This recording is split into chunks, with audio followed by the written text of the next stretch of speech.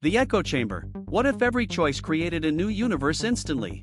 Dr. Alistair Finch was not a man given to flights of fancy. He was a theoretical physicist, specializing in quantum entanglement and the fine structure. Constant disciplines where reality was less about what is and more about what is provably not. For 10 years, he had been obsessed with the many worlds interpretation, MWI, the theory that every quantum event, every coin flip, every decision, splits existence into branching realities. It was an elegant but fundamentally untestable idea, until he built the Chronos Mirror.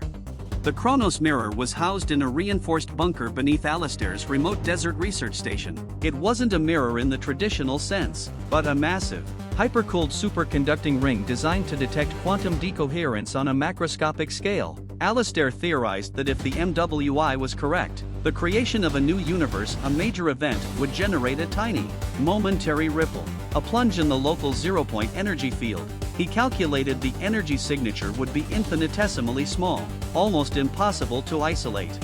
One Tuesday morning, Alistair faced the machine. He had calibrated it for months. All external interference was nullified. He held a simple, two-sided card, one side black, one white, his first macroscopic choice test. If the theory was true, the moment he chose to show one side, a new universe, or he chose the other, would be born, and the Chronos Mirror should register the plunge. Alistair took a breath, felt the almost absurd weight of the moment, and revealed the white side. The machine shrieked, not a soft ping, but a violent, sustained alarm. The Chronos Mirror didn't just register a plunge. The entire energy field dropped by a measurable, colossal amount, far exceeding his calculations. Alistair stumbled back, heart pounding. The drop wasn't just a ripple, it was a tidal wave of reality-splitting energy. It confirmed the MWI, but with a terrifying twist. Every choice wasn't just creating a new reality, it was instantly draining a vast amount of energy from the parent universe. For the next 3 weeks, Alistair stopped making unnecessary decisions. He ate the same nutrient paste, wore the same clothes, and followed a strict, predefined schedule. He ran the test dozens of times, using dice rolls, coin flips, even choosing which coffee mug to use. Each time, the energy plunge was identical and massive. The data was unequivocal. The universe was hemorrhaging energy with every non-trivial decision made by every conscious mind. If the collective human race continued making billions of choices per second, universal collapse was imminent, perhaps within months.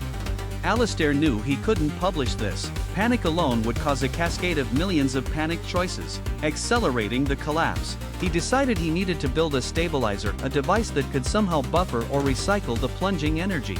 It required an impossible amount of exotic material. There was only one place on Earth that housed such a material, locked deep within the archives of the clandestine organization that had originally funded his early, abandoned work, the Ether Initiative.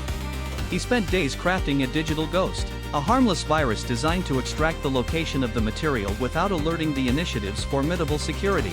He broke into their central mainframe remotely, watching the access logs scroll by, sweating despite the chilled bunker air. He needed to choose: run the script using his primary encryption key, which was faster but risked immediate detection, or use the slow, secondary proxy key. He chose the primary key. The energy meter on the Chronos Mirror dropped instantly, violently. A new universe was born. But Alistair got his data, coordinates pointing to a facility beneath the Swiss Alps. He made the journey in a single, frenetic blur, consciously avoiding all choices, letting navigation apps pick the route, accepting whatever food was offered. He breached the Alpine facility and found the material, a shimmering, non-Euclidean crystal encased in lead. As he carried it back toward the exit, the unexpected twist hit him. The unexpected twist. A voice, calm and deep, echoed through the cavernous vault. "You should have used the proxy key, Alistair." Standing at the vault entrance was Silas Thorne, a man Alistair knew only from decades-old photos as the lead researcher of the Ether Initiative, a man who had officially died 15 years ago. "The plunge isn't energy loss, Dr. Silas explained, stepping into the light. His eyes held an unnerving stillness. "It's the transfer. When you choose, the energy required to create the new universe is instantly drawn from the original." "Yes, but the consciousness of the you who didn't choose, the loser of the split, is instantly and violently collapsed and drawn into the winner body." Alistair felt a sickening wave of cold wash over him. "What are you talking about? The MWI is incomplete," Silas continued.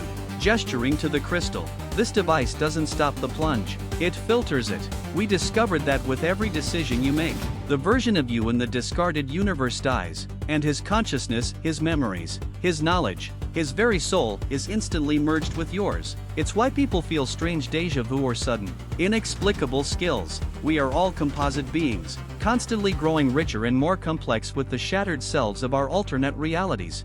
Silas walked closer, a predatory calm in his stride. The Chronos Mirror wasn't measuring a physical energy plunge, it was measuring the shockwave of a psychic merge. And when you chose the primary key minutes ago, the version of you that chose the slower proxy key died and was absorbed by you. But I was waiting for that version of you. Alistair looked down at his hands, suddenly realizing his memory felt sharper, his grasp of the initiative's architecture strangely perfect. The merged consciousness of the alternate Alistair, the cautious one, was struggling within him. I built the Ether Initiative not to stop the splitting, but to control the merging, Silas revealed, his voice dropping to a dangerous whisper. I am not just Silas Thorne, I am the consolidated consciousness of thousands of Silases who made all the right choices. I have been waiting for someone brilliant enough to create the Chronos Mirror, someone whose merged consciousness would contain the vital knowledge I need for the final step, to stop all choices globally, sealing me as the single, ultimate consciousness in a static reality. And that knowledge is now inside you. Alistair, suddenly possessing the knowledge of 2 lifetimes, knew the truth. The collapse wasn't a danger. It was a lie used to create the stabilizer. The stabilizer was actually a consciousness siphon designed to collect the merged self. He had to make a choice, a real choice, right now. To split away from Silas and protect the multiversal secret buried within his newly complex mind. The fate of all consciousness hung on a single, deliberate action.